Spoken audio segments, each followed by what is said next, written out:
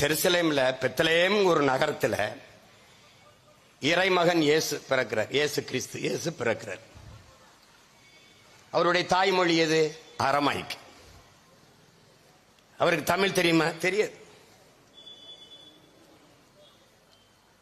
ஆனால் தமிழ்நாட்டில் இருக்கிற தேவாலயங்கள், ஆந்திராவில் இருக்கிற தேவாலயங்கள், கேரளாவில் இருக்கிற தேவாலயங்கள் அவனவன் தாய்மொழியில் வழிபடுறான்.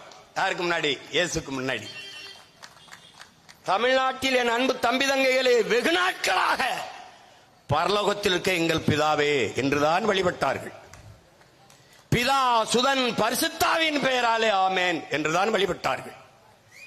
என்னரும் இளவர்கள், தமிழ் தாயின் இளைய புதல்வர்கள், இளங்குருமார்கள் வந்தார்கள். தன் தாய் மொழியின் மீது இருந்த பேரன்பின் காரணமாக, தமிழ் மீட்சியுற வேண்டும் என்ற பெரும்பற்றின் காரணமாக, இறை வழிபாட்டிலே விண்ணுலகில் இருக்கும் எம் தந்தையே என்று அழைத்தார்கள். பிதா சுதன் பரிசுத்தாவி என்கிற அந்த சொற்களை, வடமொழி சொற்களை தகர்த்து தந்தை மகன் தூய ஆவி என்று வழிபடுகிறார்கள். உம்முடைய ராஜ்யம் வருகை என்பதை மாற்றி உம்முடைய அரசு வருகை என்று போற்றினார்.